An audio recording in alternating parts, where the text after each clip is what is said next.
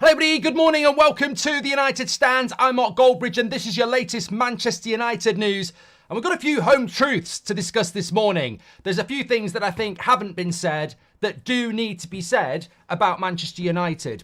You know what? I think opinion without accountability is the bane of modern life, and I think too much of it goes on. We've built a community over 10 years where I can't say anything without you making me accountable or questioning me. That's how this community works. But the rest of the world seems to operate in a situation where they can convey their opinion and project their opinion with zero accountability. So they can rant and shout and tell you about, oh, United's tactics are wrong, or we've got to trust Ineos, or Ten Hag's the reason and it's not the player's fault.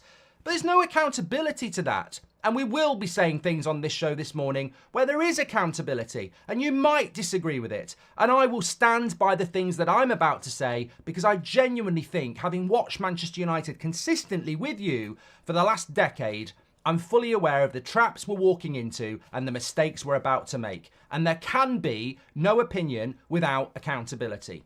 I, this morning, feel very much the same as I did yesterday. I think there is a Ten Hag out movement that has got no clue about what's best for this football club, and we can dissect that. I think there are people out there that are willing to give players more chances who do not deserve it, and I think that this team is on a fast track to ruining the end of this season the same way it happened for Rangnick. And yet, 2 years later, Rangnick is seen as a god by most of us, who saw the problems, spoke about the problems, but the players wouldn't react. And I think we saw yesterday a set of players, yet again, who decided for whatever reason, maybe it's talent, lack of consistency, or can't be asked. We saw players yesterday who couldn't be asked to put on a Manchester United shirt and do what they've done in previous weeks. And that is why when you look at player ratings for yesterday, whether they're mine, somebody else's, a journalist, nobody was getting a 6.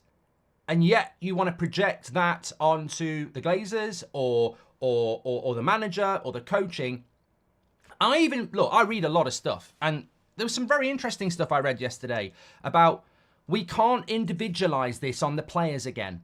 You know, there has to be accountability for the manager. We can't individualize the players.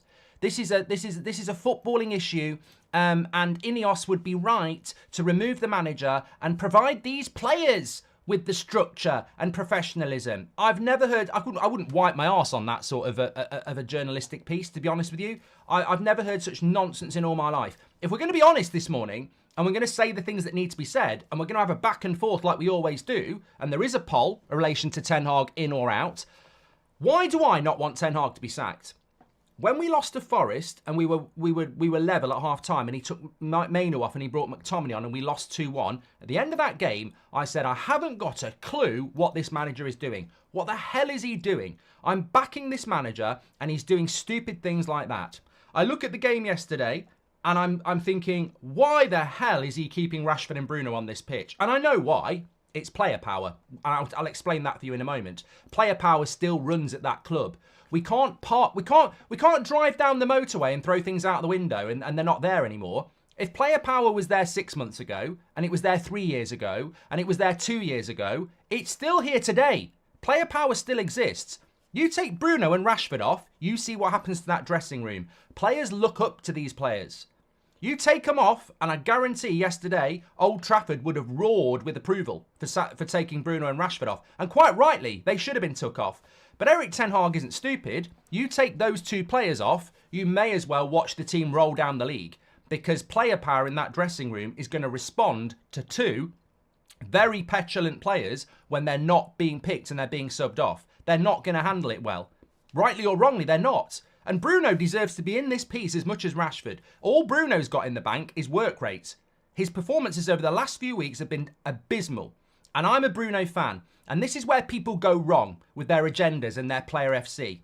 I watched the fan forum yesterday. People are going in on Rashford. People on Twitter are calling them racist. Accountability. So we can't call a player bad in a Man United shirt now because we might get called racist. You know, what, is the same thing going to happen with Bruno? Oh, you Brexit lover. I mean, it's just ridiculous. We're watching football. We're watching millionaires turn out shit like that. And you've got prats moving the argument onto something that's not relevant. understand your football club. You take Bruno and Rashford off yesterday. Old Trafford erupts with approval.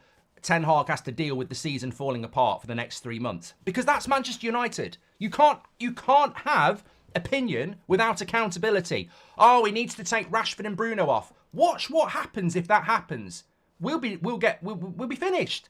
Those two players have got massive influence on the squad. Massive influence on the squad. And how many... I'd understand it if you didn't do your homework. How many times have we seen a manager take a hard line on the big players and they just stop? They down tools. I looked at the team yesterday. Victor Lindelof was bought by Mourinho, I think. So he's seen Mourinho sacked, he's seen Ollie sacked, he's seen Rangnick sacked, and he might see Ten Hag sacked. Maguire was bought by Ollie. He's seen Ollie sacked, Rangnick sacked, and he might see Ten Hag sacked. Rashford's debut was under Van Gaal. He's seen Van Gaal sacked, Mourinho sacked. I'm running out of names. Ollie sacked, Rangnick sacked. He might see Ten Hag sacked. Bruno was bought by Ollie. He saw Ollie sacked. You know what I mean? Half our team yesterday has been doing this for years. So, but people don't want to... We can't individualise it. We must not individualise it. We can't make it about the players because we've made it about the players for years. I saw a Twitter account last night saying, we can't individualise it. Last year it was Maguire. The year before it was McTominay. Now it's Rashford. Maybe we need to realise that it's not the players. What the hell are you talking about? What are you talking about? Of course it's the bloody players. You've just listed 3 players that probably need to be sold. Well, we've not... My point is, it's not McTominay's fault. It's not Maguire's fault. It's not Rashford's fault. But you can't say we've been individualising it for players for years.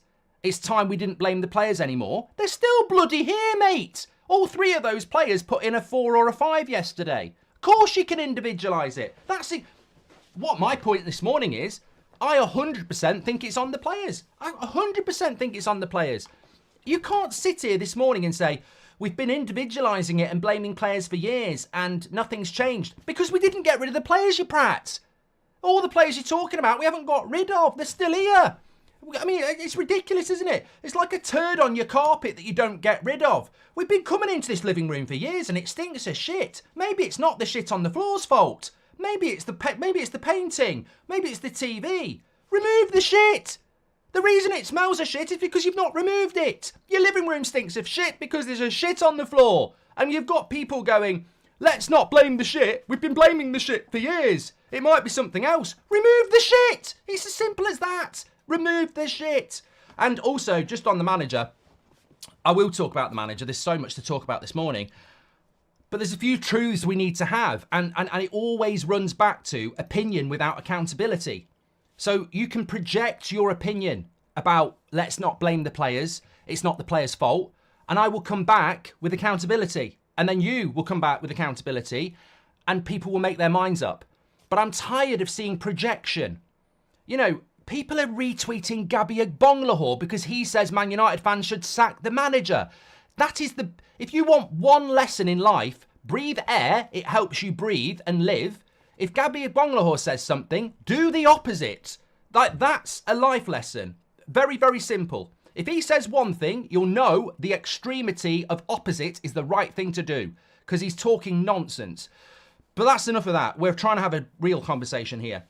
Goldbridge, that's the end of the clip. I'm sure you enjoyed it. In fact, I bet that's the best clip you've ever watched. So there's no reason not to subscribe to the channel, click the bell icon so you never miss a clip again. In fact, smash a like on the video because we all know only legends like videos and you are all legends. So please smash a like on the video and we will see you again on the next one. Thank you very much for watching as always.